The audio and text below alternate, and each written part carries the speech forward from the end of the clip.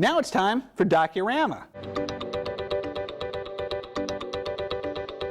This is the part of the show where we talk about documentary movies. Today we're going to talk about Andre the Giant, a documentary which, and I know you're going to find this hard to believe, is all about Andre the Giant. Of course, we're talking about the enormous wrestling icon of the 1980s, also a co-star of The Princess Bride.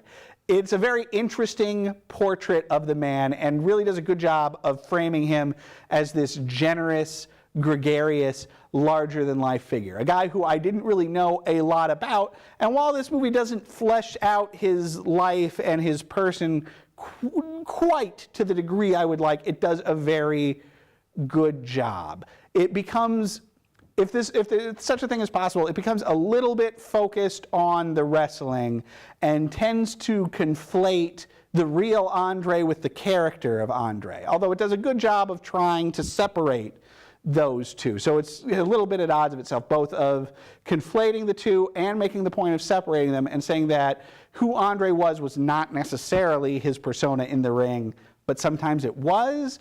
And it's an interesting aspect to not just his personality, but if the interviews in this movie are to be believed, of many wrestlers, of this sort of confusion about the real them and the ring them, both amongst fans and historians and also amongst themselves. It's something I wish that the movie had spent more time on to flesh out and delineate, but, you know, I wouldn't say glosses over, but doesn't get into a ton of depth on it.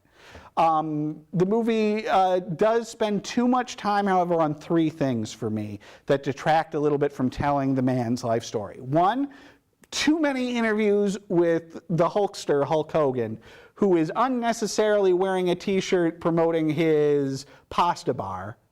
Hulk Hogan, due to recent words and actions, has become sort of persona non grata, and the amount he's in this was, to me as a viewer, a little bit distasteful. The same for Vince McMahon, who is not exactly a saint, so having him on the screen so much, sort of a P.T. Barnum figure in his own right, was a little bit obnoxious.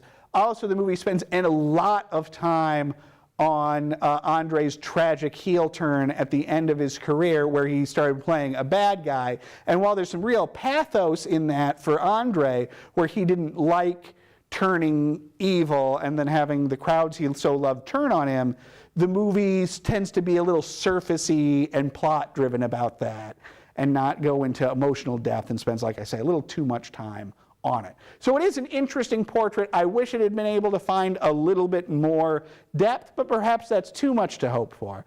In any event, solid movie, more than solid even, 3.5 stars.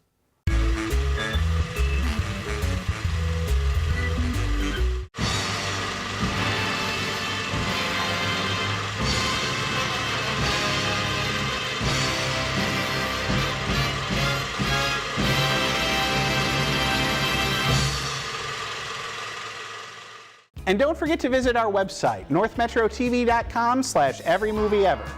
There, you can watch reviews of every movie we've ever covered here on the show, as well as complete episodes. That's northmetrotv.com/everymovieever.